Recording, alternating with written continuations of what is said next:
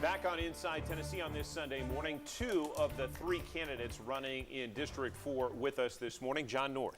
Lauren, we just heard from Jim Klonaris about how he would address the multitude of the homeless that we're seeing more and more in the 4th District. So now let's hear from you, and I would appreciate it if you could talk about some specific solutions. Sure, because I'm not sure I heard any solutions out of my opponent. I did think I heard him say that he would just have people raise their hand, and if they don't want to have their drug addictions dealt with, ship them somewhere else. So I'm not sure what city he's making these arrangements with. We do have the Mayor's Council on Homelessness Roundtable, where all the nonprofits and homeless providers, HMIS, CHAMPS, different data collection and entities and nonprofits work together to gather information on the homelessness and the community and the services that we have here. What we have here in Knoxville is, number one, a drug problem, and we have a mental health crisis. We closed Lakeshore, and that really limited the amount of care that people could get here. We haven't taken the Medicaid expansion, so what we have is a lot of people with a drug problem who have no option and no way to pay for treatment. So no access to insurance, and a lot of them also have no family support. We also have surrounding counties that do send their homeless here because we have providers here. We have those nonprofits that my opponent referenced. So until we have ways to pay for the detox and the help, it's not going to happen. What the city has done in terms of leadership, by the way, I always like to point out the city of Knoxville has the smallest pocketbook of all the governments that we have here layered upon us, which is the city, the county, the state, and the federal government. We do get a lot of assistance through HUD for funding, and one of the things we use most of the COVID dollars for, the COVID CARES Act money, is to keep people from becoming homeless.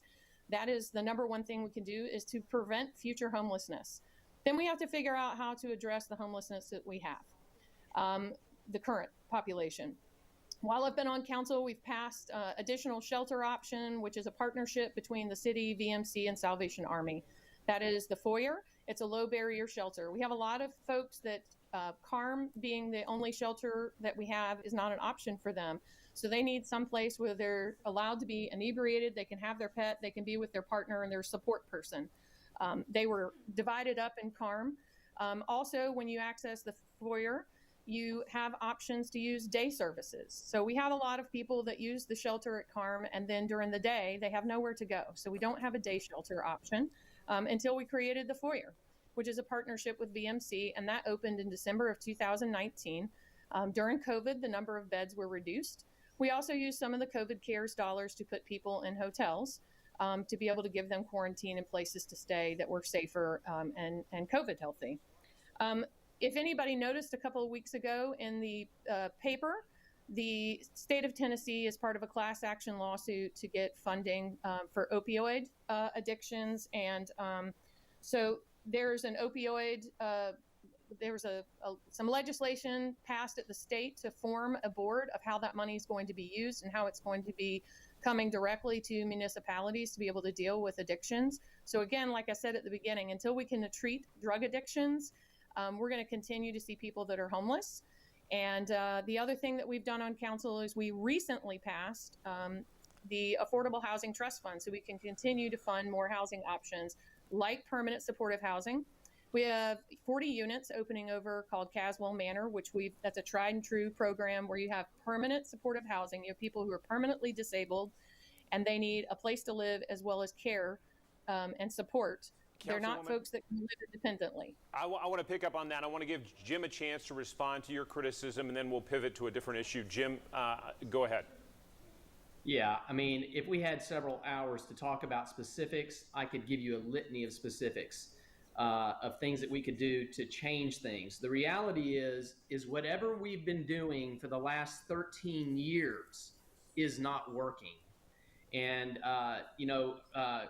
Councilwoman Ryder can say anything that she wants to say, but it's getting worse.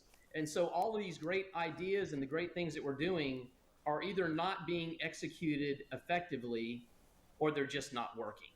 So we do need to come together. I've got a multitude of ideas. As a matter of fact, I've recently been introduced to the lady that put together the 10-year program to end homelessness, and I believe that was initiated 16 years ago that we never did anything with. So basically 3 mayoral elections or mayors have come and gone, and no one instituted a program that was laid out there. So I just think that it's a little bit disingenuous, what Lauren just said. It's all about executing excellence around a narrowed focus, and we need to get narrow around the homeless situation, bring the community together, take it away from just one group, bring everyone together, and come up with a solution and execute it. Thanks to you both. Let's switch topics now to the downtown sports stadium, which you guys know is in play. We still have a lot of hurdles that have to be overcome for it to work, but it looks like it's on track potentially for opening in 2024. Basically a $65 million project. I'd like to hear from you both in terms of whether you feel good about it and you think it's something that should continue to go forward. And let's start with you, Lauren. Sure. We have a workshop, City Council does, with County Commission. It's a joint workshop on August 17th, I believe, coming up. And so we're going to discuss further the pricing structure. So I'm a yes-ish on the stadium right now. There's a lot of people in the East Knoxville community that fought from the baseball team leaving previously when they decided to leave. And I would like to hear what they say and what community protections are going to go into place for them to work on housing, jobs, and opportunities for the community. But we also need to see the numbers. We haven't seen the numbers find out or, totally teased out. What I will say is that one of the common things that's not said about the stadium when people talk about how it's going to be paid for, the team is paying rent for it. They initially came forward with $750,000 for their rent payment per year. I believe that's the current pricing structure. That's up to $1 million. So that's just one of the factors in how that's going to be paid for. Jim, your take on John's question. So it's a great question. And I have to tell you, most people know me. I'm pro-business. I'm a local business owner. I support most initiatives that create any kind of jobs in the city limits. Especially those that have the capacity to reduce poverty and blight. And the stadium, I think, can do that. And economic growth is absolutely the best way to expand our tax revenue base. That is the best way to expand the tax revenue base. As Lauren said, the details, the financial details are not public knowledge yet. There's still things in the works. But I do believe that full transparency and accountability should always be the top priority when concerning taxpayer money funded programs. And I think that in the end, I think Randy Boyd, Randy would not do anything to harm our city. He's got our backs. He's a smart man. He's very successful. And I think he's going to do this thing. But I have to tell you, I'm very happy that I'm not on city council right now, because I would have to recuse myself from the vote because I own buildings that are within 30, 40 yards of where this stadium is going to go. And so I have a personal conflict of interest and would never want to put myself in that situation.